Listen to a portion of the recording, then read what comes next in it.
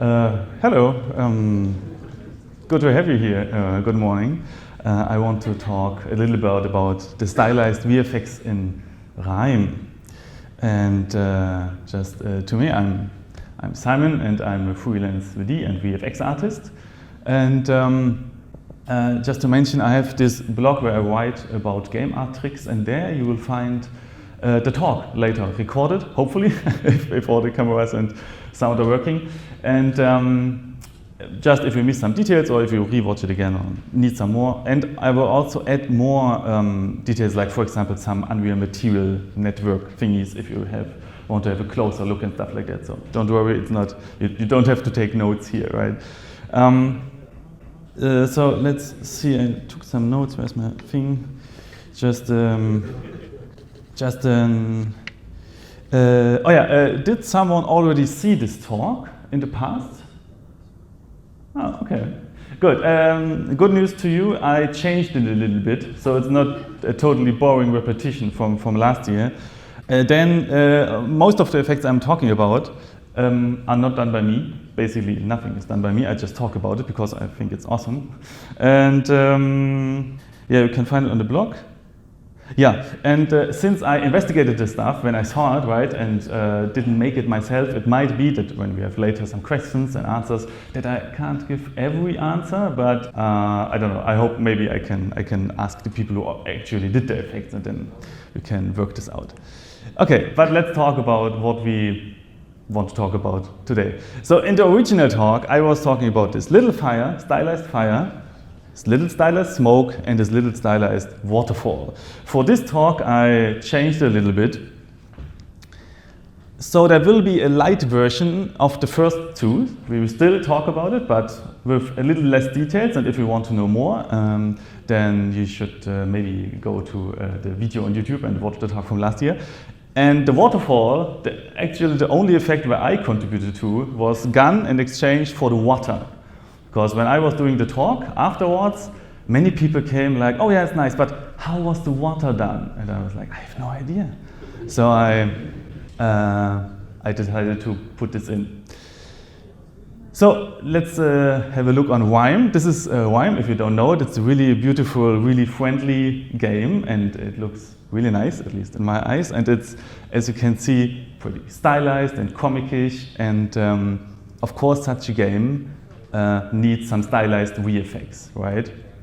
So I would like to talk about this little fire, which I saw first, which I showed already, and this is how it looks in game. And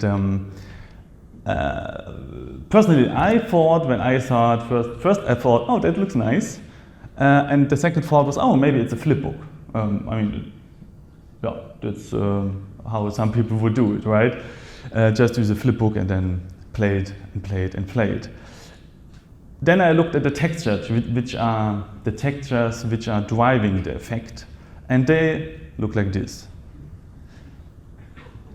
Really, I was a little bit surprised when I saw this. I mean, how is this making up this really cool looking fire? So we have this little rainbow texture on the left, and here we have this little foam thing. It gets a little bit clearer, even not that clear, but a little bit clearer when we look at these textures channel by channel. So we see we have some masks there, right? And here it's some foamy structure, and this is other foam structure. So it's just some interesting noise. And the base foundation of this effect is moving UVs. And just in case you don't know what I'm talking about, you can move the UVs of a mesh, for example, and it looks then like they scroll along the surface, right? But you don't have to move the UVs by one constant parameter and apply this parameter, which drives them to move them along. You can use, for example, a texture, so that the UVs are moved still, but not all the UVs are driven by the same parameter, right? You get this noise, and then it gets way more interesting, right? Here, it almost looks like water distorting the surface of some tiles or something. It's way more interesting, right? And this is the basic foundation of this effect. But what actually happens is our interesting foam structures from before are scrolling. And on top of each other, they are added together, and it's a little bit hard to see, but they are actually added together and scroll with different speeds. And then they are masked out by the other masks you saw in the other channels of this first rainbow little texture. And this drives basically the UV distortion. Right? It makes sure that in the outer areas nothing is wobbled around, and this gets added to the UVs. And the UV you see there, this is basically the standard UV space, right? From 0 to 1, represented as color, nothing special to it. And then these information, these scrolling and animated information get added. And when you apply this as the UVs to your little rainbow texture from before, it looks like this. And this looks more like what we expected, right? Now it gets somewhere. Still not really fire-ish, right? It's, I don't know, the colors are a bit off, but it gets more clear when you look at the channel in separated way, because then you see that the red channel contains the inner fire and the green channel contains the outer fire, and with that you are able to colorize both however you want.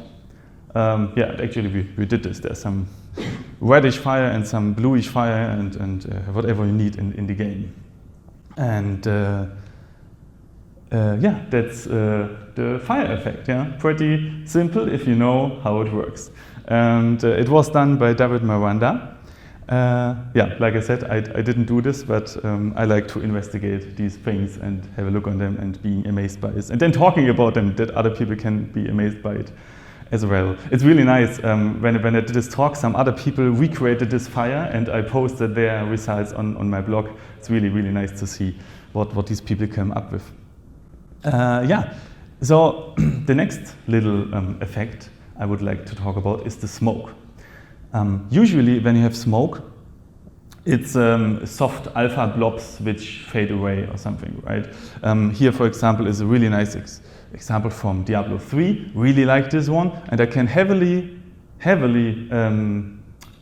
I would recommend to watch this talk. When you Google it, Technical Artist Bootcamp, the VFX of Diablo, it's free to watch and it's amazing. It's one of the best talks ever.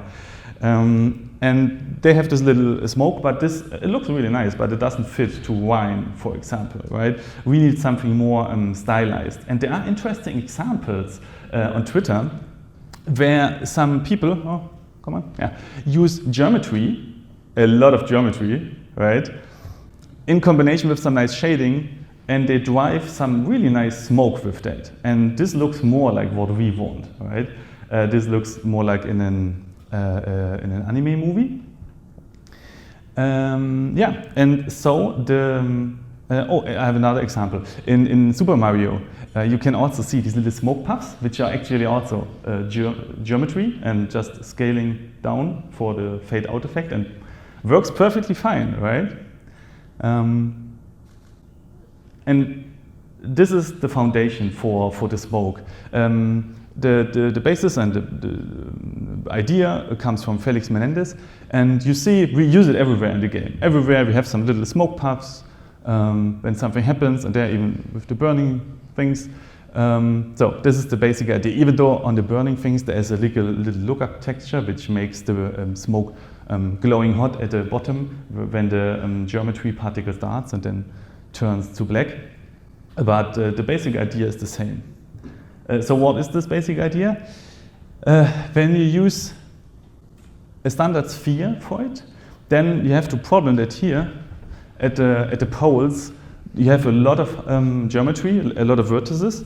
The geometry density is a little bit higher, and so it's not evenly distributed. And so what we wanted is we took this sphere and added the spherify modifier from 3ds to the max, and just make a sphere out of the box. And with that you get a more evenly distributed geometry on your little sphere. Because it's important, because we will push it around a little bit with vertex shader, and then it just looks better. And I think after the talk someone asked me, yeah, why don't you use this iosphere, geosphere? I don't know, this sphere which only consists of triangles, right?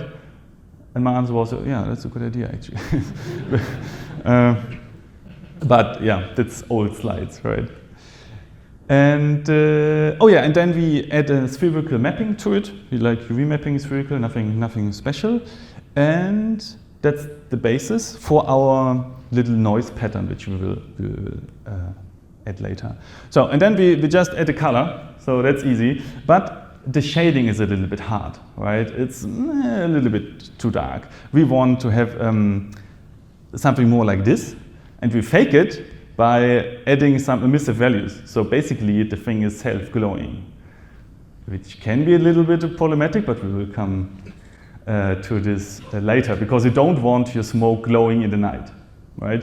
But in a certain light condition, it's okay. So, so our smoke got optimized a little bit with that. Then we deform it a little bit with some noise pattern, just some vertex offset, and then we use alpha erosion to fade it out. And this drives the effect, right? Everything else before is just basically a sphere, but this is most important. And just in case you don't know what alpha erosion is, imagine we have a little black and white pattern like this, a little noise, and we imagine these values as height values, so that the white ones are high and the black ones are low, like a mountain thing. And then you cut away everything below a certain threshold, and then it looks like this. And basically, this is exactly what happens. We use an alpha 1 or masked. In Unreal terms, it's called masked blend mode. So pixels can be there or can be not there. And the shader decides below a certain threshold, it doesn't show anything. And this is basically what happens, right? We reduce the brightness of this pattern, and with that, we fade out the smoke. Yeah, and like I said, in RIME, in the first level at least, you have a day and night cycle. So you don't want to have glowing smoke in the night. And luckily, the Unreal Engine has these material collections. Is it correct? Yeah, material collections, right? Which can be fed by the code. And we feed in these material collections the current intensity of the day and the current color of the day light. And then we can use this in the material of the smoke. And with that, adapt it to any light situation. Because the other option would be that you create for, I don't know, these 6 situations, different particle effects or something with different colors, and you don't want to do this. Right? So, so I guess what you can take away here is, if you fake stuff, you need to have more control, because these to get the shading right, this is basically a little fake with the emissive color, right? But therefore, we have to have more control about the colors later. Yeah, okay, so this was the light versions for the first 2 effects. Like I said, more details in the other talk. There I have more slides and more GIFs and stuff like that, but this is the basic idea for it. And now we can talk about water. Yeah, water. So, okay, this is Pablo. Pablo made the water. And I think I should say something now. I'll say it later. I'll say it later. So this is Pablo, like I said, and this is the water of RIME. Looks really nice. And here it is in motion. So it's just a GIF, so the quality is not perfect, but you get the idea, right? There's some moving stuff, there's some refraction going on, some little reflection speckles and all that stuff. And when people came to me and said, hey, how is the water made? I was like, I mean, I guess it's something like this, right? You have a plane, little lower opacity, that's your water, and then via depth fade, you fade it out so that it doesn't interfere with the, or like intersect with the ground, right, with your bases. And also with the depth fade, you can colorize it a little bit. It's not, the colors are a bit dark, but here's a bit more greenish and here's a bit more bluish, right? So roughly like that, that was my assumption.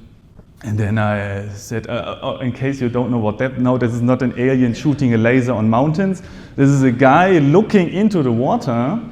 And depth fade is basically that depending on the distance of 2 surfaces, you get a different value between 0 and 1. And with that, you can make something like this, right? That the water fades out because it gets more to 0, and you use this as opacity. And yeah, and then you fade it out, and then you don't have hard intersections, or you can use it for changing the color depending on the water, on the surfaces differences.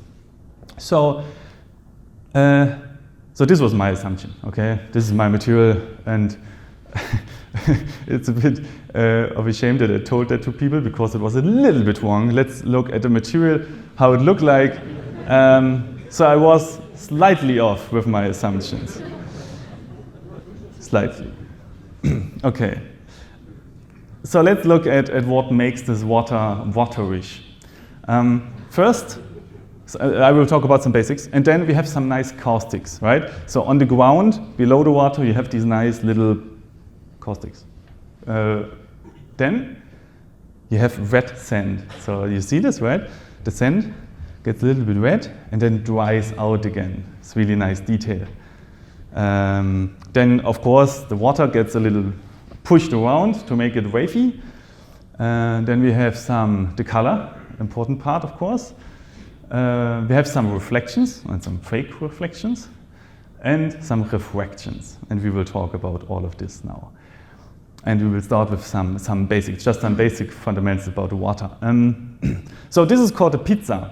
They called it like that, or Pablo called it like that. So this is a disc shape, and every of these pieces is a separate object.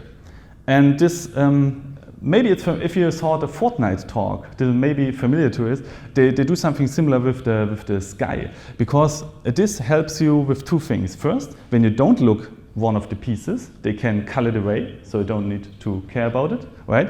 And the second thing is, in the distance, for example, you don't need to push around the vertices, you don't see it anyway. You can use cheaper shaders or materials in the distance. So this is really, really nice. So the pizza, oh yeah, and the pizza, this is manually created. It's not tessellated in real time, but it just makes sure these areas are further away from the player, you know that, right? We made sure that the player never can swim far, so you don't need that much of geometry information in the distance. So this is how these pieces are built. And almost all of the calculations in the material are based on vertices. I don't know if you know this, but if you want to Google it, it's custom UVs. This is something Unreal supports. You can calculate stuff per vertex and not per pixel. And this is often good enough and helps you with performance, because if you look here, here's the pixel shader and the vertex shader, and if you calculate everything in the pixel shader, you see that now the pixel shader is here, and the vertex shader got a little bit more relaxed because we don't do too much in the vertex shader anymore, but the pixel shader got pretty much, can switch it a little bit. You see also the color change, right? And since there are way more pixels on the screen than vertices, if you can do it in the vertex shader, do it in the vertex shader. Yeah, so custom UVs. Okay, and I talked about this in the other in the talk from last year, how we did these foam thingies. I just wanted to mention that those are manually created. Okay, it's just a material for our little foam, and it's all manually. It's nothing fancy, advanced, dynamically created foam meshes or something. Yeah, I think nowadays you can use distance field for something like this, but we did not back then. So okay. And now let's go more into the detail, the caustics. So the caustics are basically, you know the thrill, right? This is UV distortion, like we saw in the fire before, just a little noise texture, distorting this really nice caustics texture. Also, by the way, I really like, it's a really nice detail, but this is not a grayscale texture, right? I don't know if you can see it. It has greenish and reddish points here. It's like, how's it called? When you distort the separate color channels, it's yeah, it's chromatical aberration or chromatic aberration, yeah, and it's a really nice detail here in these in this texture, yeah. So you just distort it, and then you you project it from all the sides, like try triplanar mapping if you want to Google it, right? You just make sure that even without any UV mapping, you can project it to any object you just put in the water. So, and this is how it looks basically. And And here's an example, I hope you can see this, but as soon as the little stone touches the water, he has this little nice caustics on it. You can move it around, you can scale it, everything works. And also on the ground we have these, right? Everything below the water. So everything below the water, how would you know what's in the water and what's not? That's made by a nice mask, which is based on the absolute world position. And the good thing is that below zero, everything is below zero. And if you represent these coordinates in colors, everything is below zero is black. And if you invert it and clamp it, then suddenly everything below zero is white, as you can see. And since the water plane is not at 0, 0, 0 in the scene, but a little bit higher, I think, Pablo added this little parameter where you could just adjust it a little bit. And with that, you make sure that only the parts of an object that touch the water and are actually below the water, get these little caustics applied on. Yeah, that's here again, little caustics. So let's talk about the red sand. This is actually easier and almost the same thing. Like here's the red sand again, and actually it's pretty much the same. As you can see here again, this is again a little world-based mask, right? And this time it colorizes everything below a certain threshold with this color, and this gets multiplied with the actual sand color, and with that you can colorize the sand, right? So and the only difference is that you use a little sine curve to make it move up and down, and then you have this. So pretty simple, but I really like the attention to detail.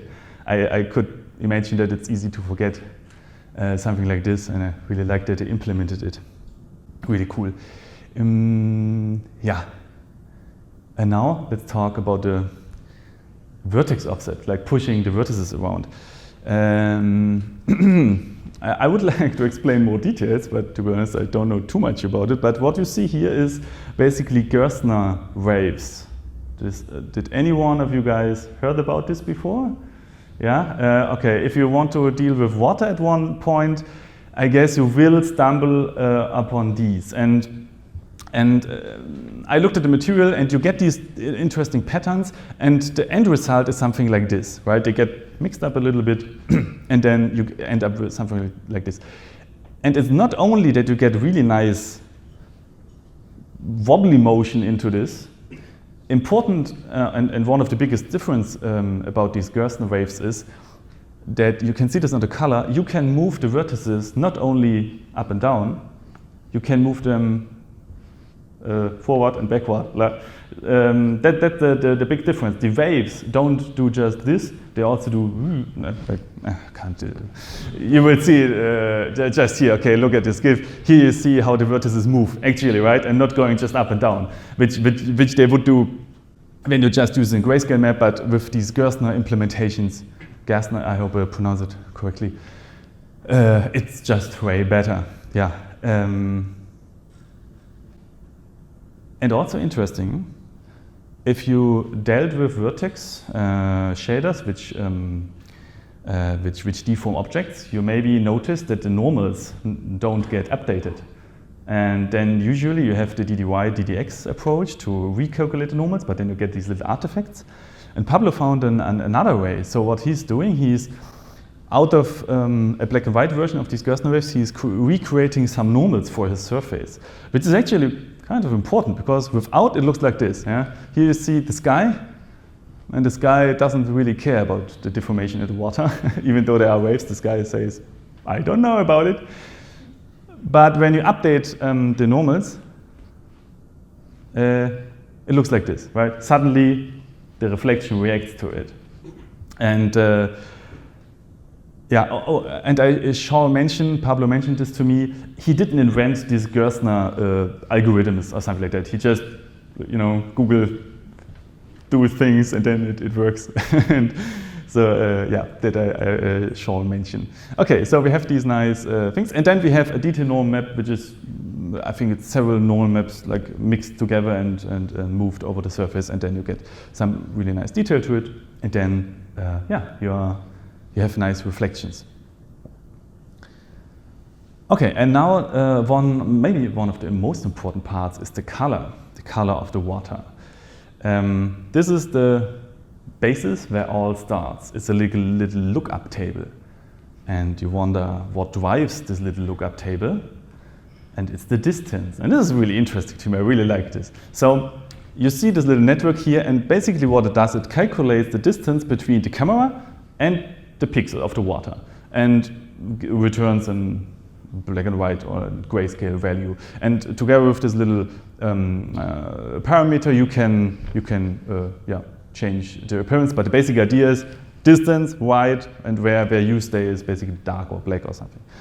And when you use these grayscale values as an input, as UVs for your little lookup table, then it looks, here. Then it looks like this. So you have a color gradient based on the distance on your water as a little base color, which is really nice. You see me fiddling around with that. We don't use the purple-orange gradient, but I found it better for the demonstration. So this is a nice foundation for the colors. And the next thing, you don't see too much anymore, but there's another color which gets multiplied with that, just in case you want to tweak the color a little bit without changing the texture. And then, again, our little daylight intensity material parameter collection comes into play. Because as you can see here, the water is unlit material, again to change performance, to save performance. Yeah? And if you don't do anything, then your water stays at the same brightness all the time and almost looks a bit glowy at the night.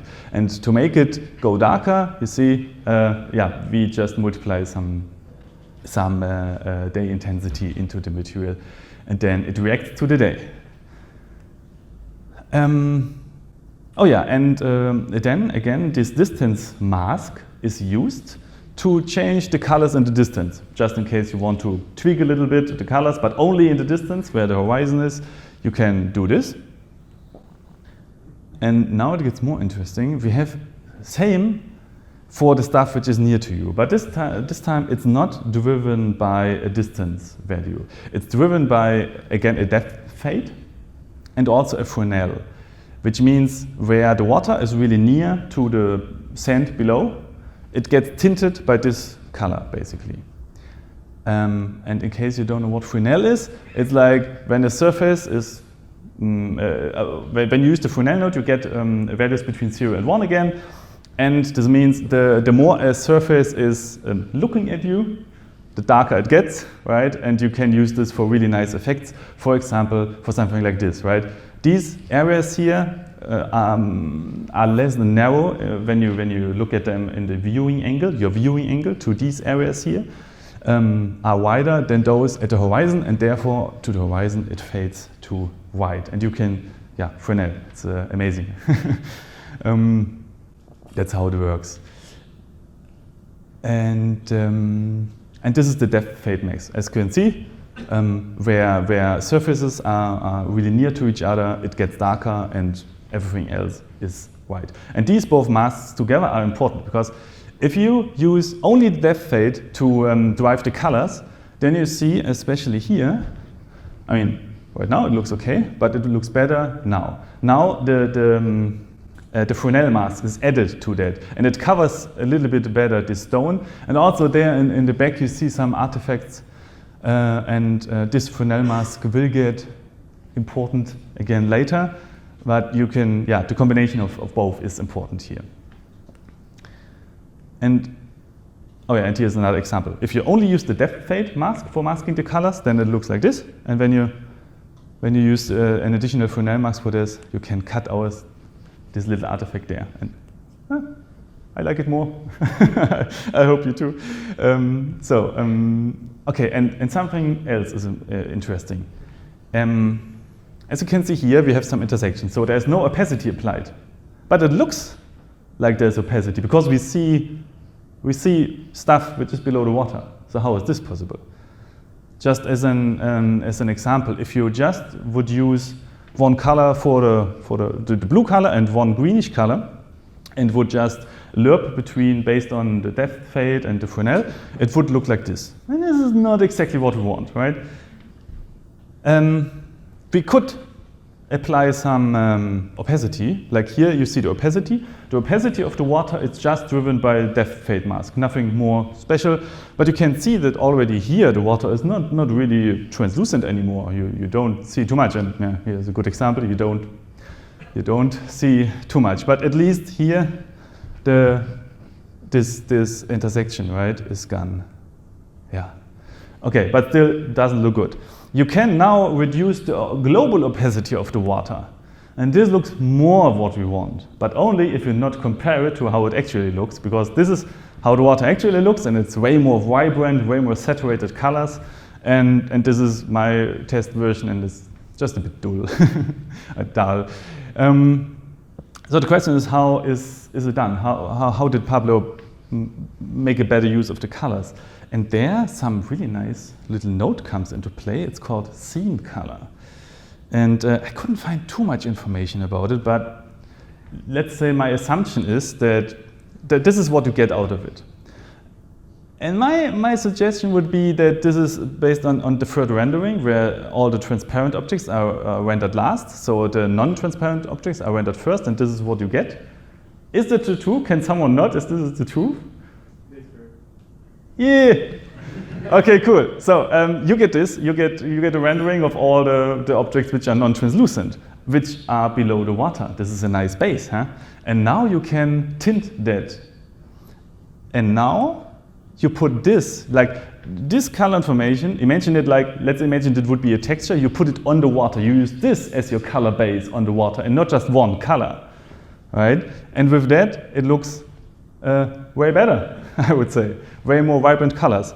Now it's complicated. Imagine in Photoshop you would create two layers which get blended later. This is what Pablo is doing in the material now. So we are there. We will now create two different things and then merge them together by screen blending them. So the first thing is, there's a thing called fake daylight. Another color multiplication is happening here. And the other branch, the other layer you could say, is the day intensity gets taken again, and now it gets more important. The cube map gets added, and again with a Fresnel mask. If you just add the cube map to the whole water, it looks like this. Yeah, maybe it's a bit too much, right? But if you make sure that only where the viewing angles are more narrow, then it looks like this. Then I mean, I guess this is called total reflection, right? This is what we learned in physics course in school. So here again, this one. Oh, and then, this is a bit hard to see, these little fake reflections here, these little guys, gets added, these little glittering glitties. And at the end, both of those layers basically get screen blend together, and then it looks like this. Still, we have the harsh cut, no problem, depth fade, opacity mask, boom! Wine water. This is slightly more complicated than what I suggested in my first little material, right? But it's worth the effort, I guess. Oh yeah, and one thing, there is a standard Unreal height fog in the scene to make a little fade in the distance. Nothing special there, just a cool height fog from Unreal. Yeah.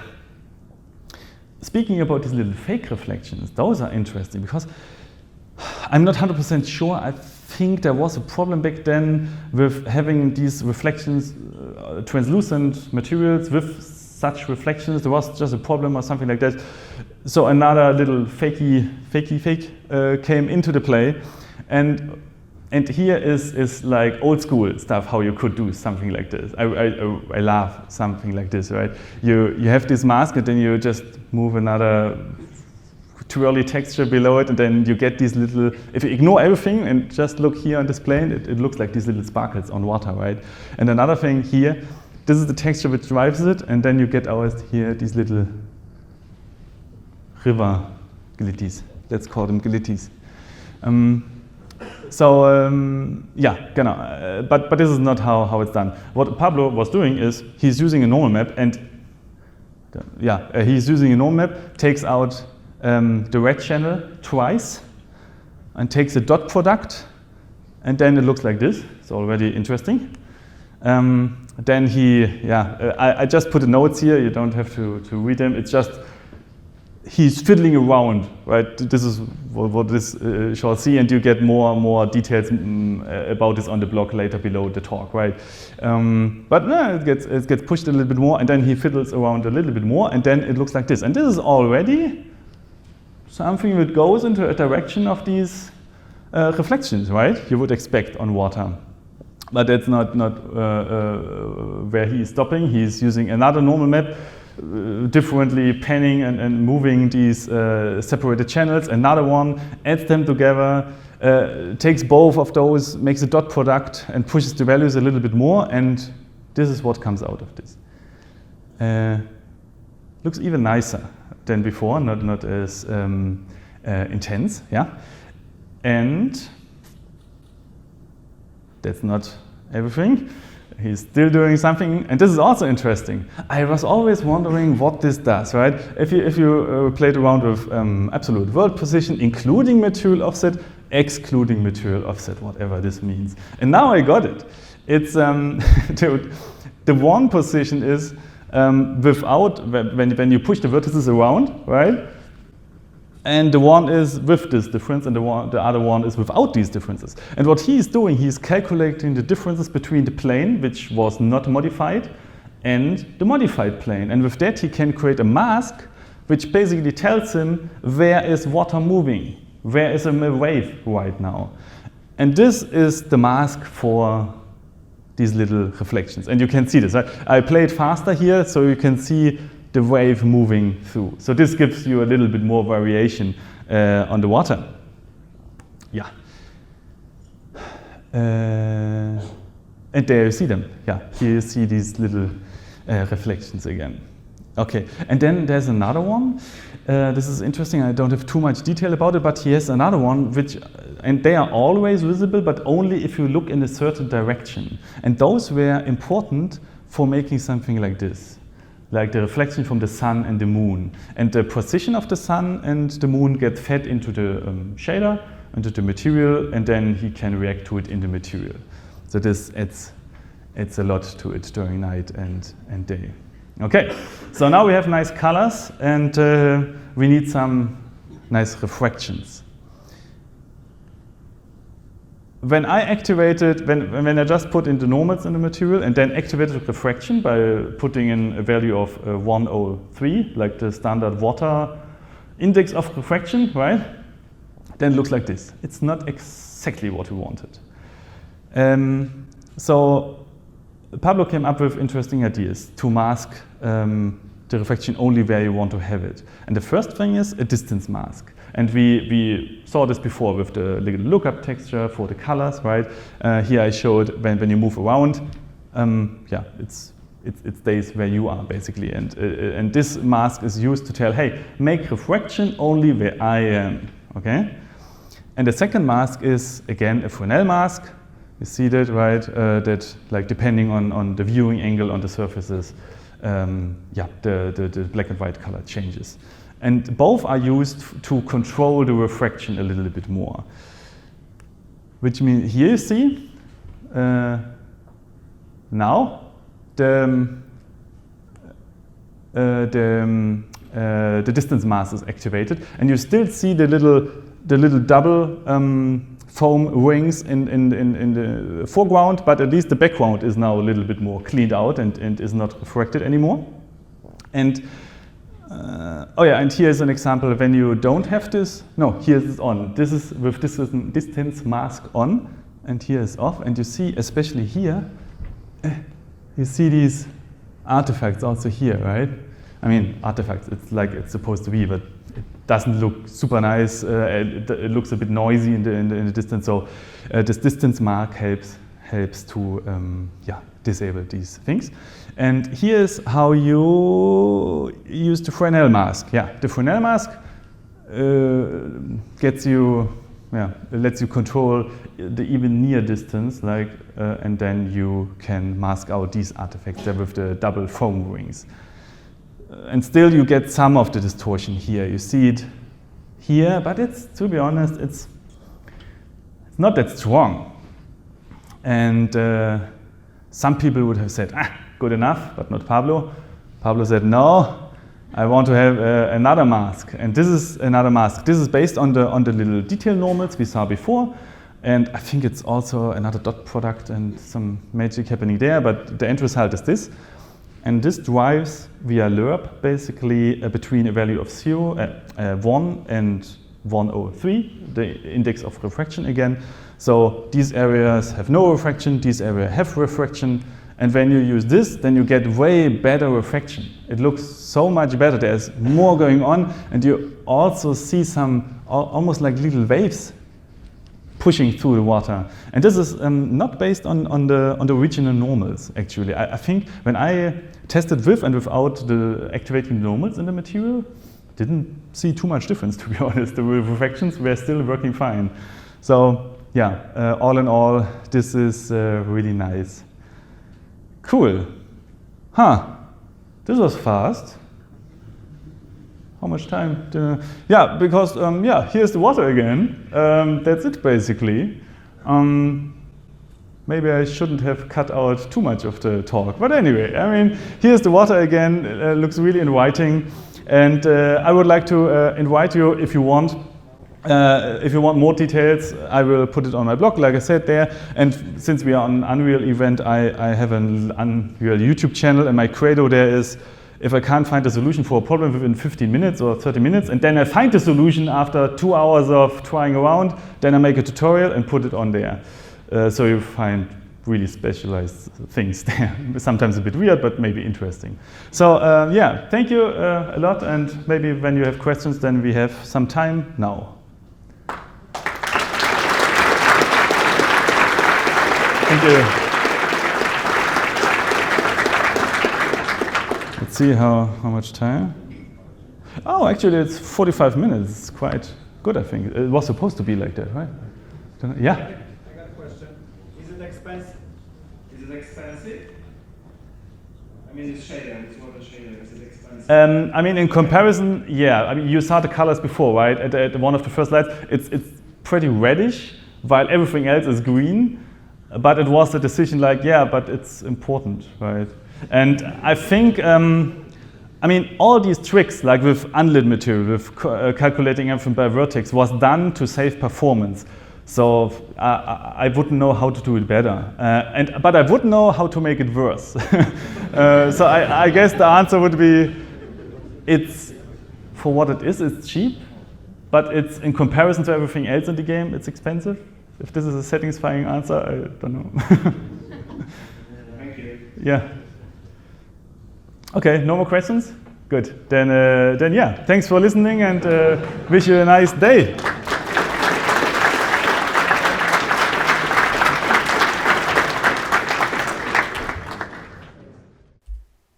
Here's another little extra snippet, which was not talked about during the talk. So what you see here is a foam structure, and actually for the water in the first stage of RIME, this was not used. That's why I didn't talk about it. But there's a really nice little trick here, which I would like to show you. So this looks really wavy, right? You can really see how some waves are going through here. And this is really nice, but the question is, how is this done? And you see something like, if we disconnect this one here, then we see what we usually expect.